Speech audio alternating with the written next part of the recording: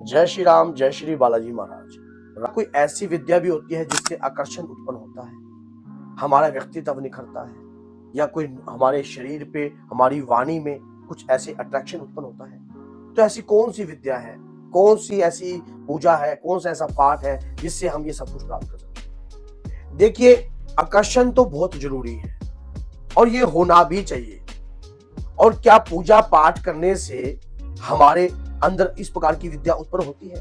कितनी सच्चाई होगी इस बात के अंदर? देखिए, ऐसा होता है कि सबसे पहली बात, माना जाता है कि भगवान श्री कृष्ण के अंदर वो 16 कला माही थे और 100 कामदेव उनके शरीर में वास करते थे। जहां भी वो जाते थे, उनके वाणी में ऐसा व्यक्तित्व था कि जहां वो बोलते थे, दुनिया उनकी तरफ खींची जाती थी। शरीर पर ऐसा खिंचाव था।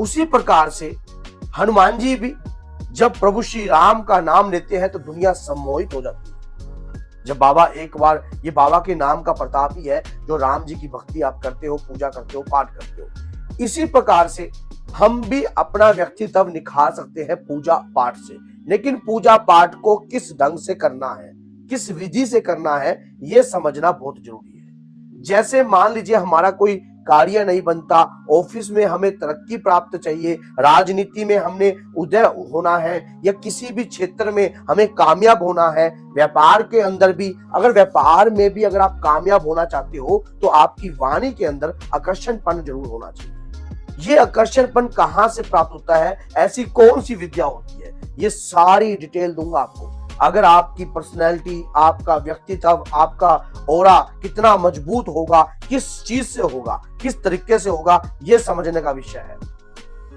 आप मंगलवार के दिन हनुमान जी को जब चोला अर्पण करते हो तो चंदन का इत्र उस चोले में, उसकी 3 बूंदें जरूर डालिए और अपने हाथों पर भी चंदन का इत्र जो है लगाइए। चंदन का इत्र हनुमान जी पर जब हम चंदन अर्पण करते हैं तो हमारे शरीर में एक अलग सा व्यक्तित्व उभर के आता है।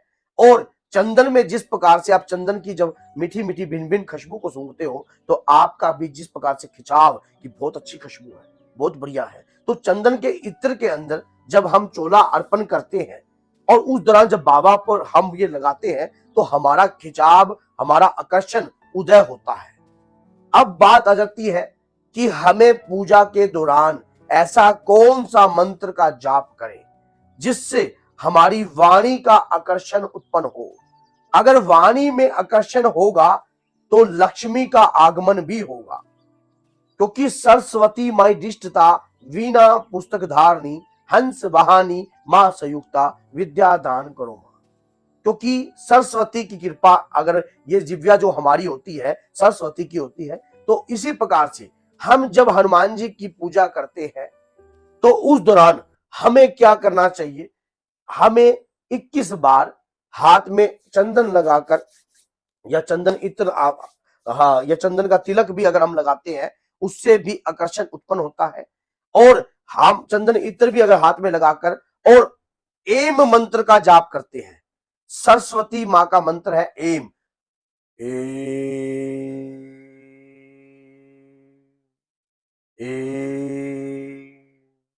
देखिए, ये जो मैं आपको बता रहा हूं ये हमारे जीवन के लिए बहुत ही ज्यादा उपयोगी और बहुत ही ज्यादा सिद्धकारी चीजें हैं।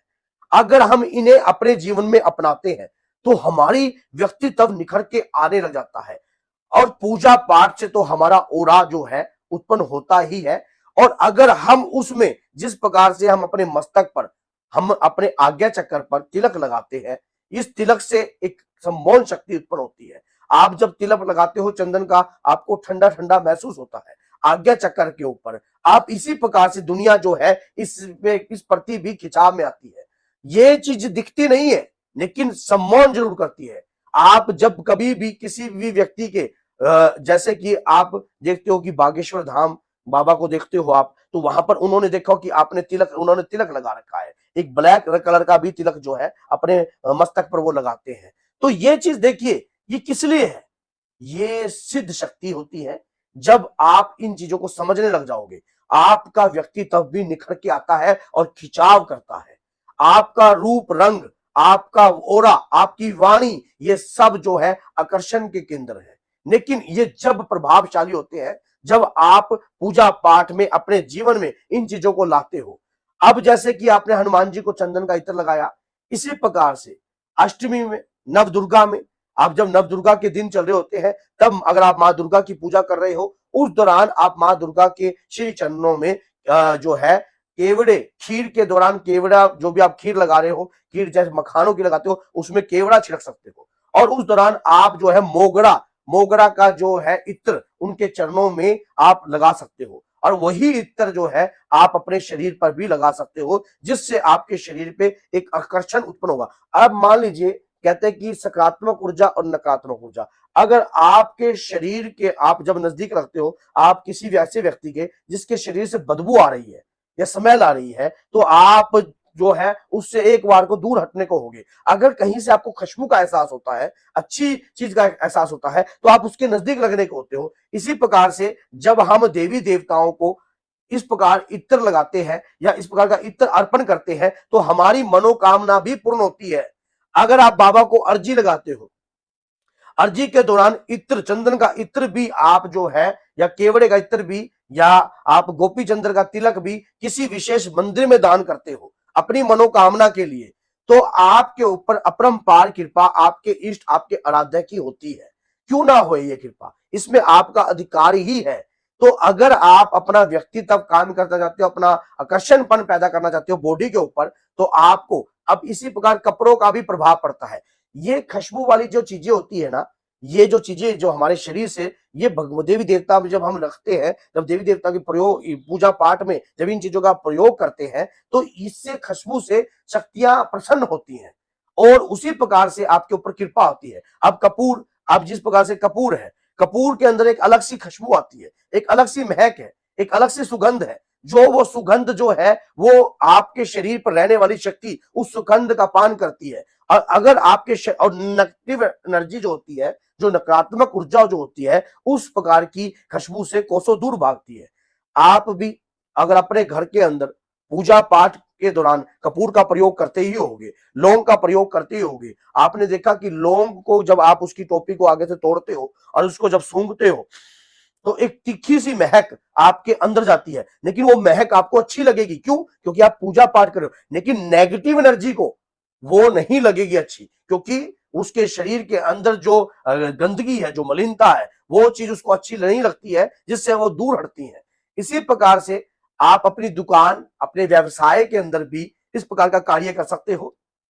माँ दुर्गा को चंदन का इत्र अर्पण कर सकते हो, मोगरा का इत्र अर्पण कर सकते हो, किसी विशेष मंदिर में भी अर्पण कर सकते हो। मैं अपनी कुल देवी पर, मैं साक्षात जब अपनी कुल देवी के दर्शन करने जाता हूं, तो 2 या 3 जो है ऐसे परफ्यूम लेके जाता हूं और वहां पर जाकर छिड़कता हूं, अपन वहां जाकर छिड़कता हूं, और जिसके दौरान माँ की अपरंपार कृपा भी मेरे ऊपर बनी हुई है। इसी प्रकार से आप अपनी कुल देवी के ऊपर भी जो है, उनके चरणों में भी जो है, उनके मंदिर में जाकर इत्र अर्पण कर सकते हो, और खुशबूदार जो भी पदार्थ जो है आप अर्पण कर सकते हो। आप पुष्प भी तो अर्पण करते हो, आप जैसे गुलाब का पुष्प जो है हनुमान जी को आप अर्पण करते हो मंगलवार के दिन। अभी जैसे कि 11 जो बड़ा मंगल के दिन ये चल रहे हैं, इन दिनों अगर आप गुलाब के फूल हनुमान दादा को अर्पण करते हो, तब भी आपके शरीर पर आकर्षण उत्पन्न होता है। जब ये होता क्या है फूल चढ़ाने से, चमेली का फूल, चंदन, ये गुलाब का फूल, ये क्या है? ये सब आकर्षित करते हैं। ये आपका शरीर के अंदर जो शक्ति है, जो ऊर्जा है, वो उत्पन्न होती है। आपकी वाणी में, आपके शरीर में आपका व्यक्तित्व निखर के आता है। हम ऐसे देखते नहीं कि कई बार ऐसी जगह ऐसे व्यक्ति को देख लेते हैं जिसके शरीर पे खिंचाव होता है किसी भी ऐसी चीज का। नेगेटिविटी भी ऐसे ही होती है, कईयों के अंदर जैसे कि गंदी चीजें होती है, और किसी लेडीज के अंदर भी अगर वो चीज प्रवेश कर जाती है, तो वो खिंचाव, अट्रैक्शन करती है।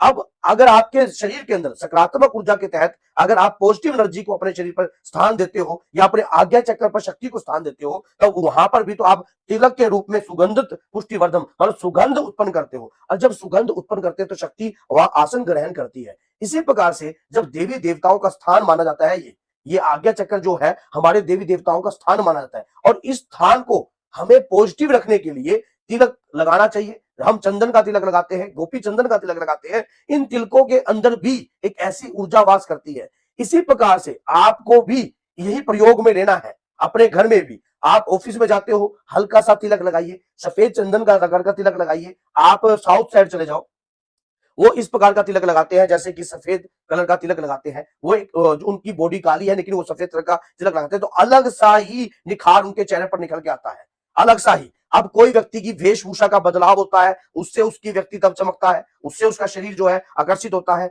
अब जैसे कई बार हम सफेद रंग के कपड़े पहन लेते हैं, या हमारे शरीर के ऊपर भी कुछ ऐसे कपड़े होते हैं जिससे हमारा खिंचाव उत्पन्न होता है। ऐसे ही जब देवी देवताओं की आप पूजा करते वक्त करते हो, तो आपके शरीर के अंदर अलग सी ऊर्जा उत्पन्न होती है, और ये सब की सब ऊर्जा मंत्रों में छुपी हुई है। आप जब लगातार मंत्रों का जाप करोगे, लगातार जो है मंत्रों की माला का गुणगान करोगे, तो आप और साथ में चंदन का तिलक लगाओगे और गोपी चंदन का तिलक लगाओगे। आप श्याम बाबा को लोग जाते हैं, गुलाब अर्पण करते हैं, चंदन का इत्र अर्पण करते हैं। आप ये सोचिए कि श्याम बाबा, मान लो भगवान श्री कृष्ण की जितनी भी कलाएं हैं, भगवान श्याम जो है कलयुग में जागृत देवता है, तो भगवान श्री कृष्ण के जितनी भी कलाएं हैं, श्याम बाबा को जो प्रसन्न करने के लिए आप कार्य करते हो, वो सब जो है वासुदेव की कृपा से ही आपके ऊपर कृपा बनती है। ये बात सच्चाई है। जब वहां इत्र अर्पण किया जाता है, आपके घर में दुख दरिद्र कोसों दूर जाता है। इसी प्रकार से जब आप अपने देवी देवताओं को विशेष दिनों पर इत्र अर्पण करते हो, या कुछ ऐसा सुगंधित पदार्थ अर्पण करते हो, आप खीर भी लगाते हो ना गुरु बृहस्पति को, जैसे कि किसी के ऊपर बृहस्पति की दशा चल रही है, तो जब आप खीर अर्पण करते हो, तो खीर के अंदर भी जो है केसर डालकर अगर अर्पण करते हो, तो खीर का एक आकर्षणपन उत्पन्न हो जाता है येलो कलर का। केसर का जब सफेद कलर का जब दूध होता है, उस पे जब केसर डालते हैं, तो वो भी जो है येलो कलर का हो जाता है। और जब ठाकुर जी महाराज को येलो कलर का मक्खन भी अर्पण करते हैं लोग, इसी प्रकार से क्यों केसर केसर डालकर ही, इसी प्रकार से केसर का तिलक भी अपने आज्ञा चक्र पर हम लगाते हैं, तो खिंचाव उत्पन्न होता है। जब हम सूर्य को अर्घ देते हैं, माना जाता है कि हनुमान जी के गुरुदेव हैं सूर्य देव, तो सूर्य देव का प्रकाश अगर आपके शरीर में आप चाहते हो, तो मैं इसी वीडियो में आपको ये टोटका दे रहा हूं। ये लाभदायक टोटका आपके जीवन को बदल सकता है। आपके दांतों में कभी कीड़े नहीं लगेंगे, आपके शरीर में आपके शरीर की बनावट जो है मजबूत रहेगी, क्योंकि सूर्य अगर कमजोर होता है तो आपकी आंखों पर प्रभाव डालता है, आपके मुख पर प्रभाव डालता है, आपकी आत्मा पर प्रभाव डालता है। और आपका ऑरा मजबूत रखने के लिए, आपको सूर्य को बलवान करने के लिए, सूर्य को अपने शरीर पर अगर उनका प्रकाश अपने शरीर पर आप डालना चाहते हो, तो आपको सूर्य देव को थोड़ा सा गुड़ और चंदन का इत्र अगर आप उस जल में अर्पण कर सूर्य देव को अर्पण करते हो, तो आपके शरीर के अंदर भी वैसा ही व्यक्तित्व निखर कर आता है। तो ये एक मैंने आपको बताया है, ये वीडियो बहुत ही लाभदायक है। और अगर आप अपने जीवन में इस वीडियो को उतार लोगे और समझ जाओगे कि देवी देवताओं को हम फल फ्रूट मिष्ठान अर्पण करते हैं, फूल भी अर्पण करते हैं, तो इत्र भी अर्पण करने से, इत्र गुलाब का इत्र अर्पण कीजिए, चंदन का इत्र अर्पण कीजिए, मोगरा का इत्र अर्पण कीजिए। इससे शक्तियां प्रसन्न होती हैं, और प्रसन्न होने के बाद आपको भी उसी प्रकार से बना देती है। सुंदरकांड का पाठ भी अगर आप कर रहे हो, अगर आप सुंदरकांड का पाठ करते हो, तो सुंदरकांड के पाठ में भी इत्र का प्रयोग रखिए।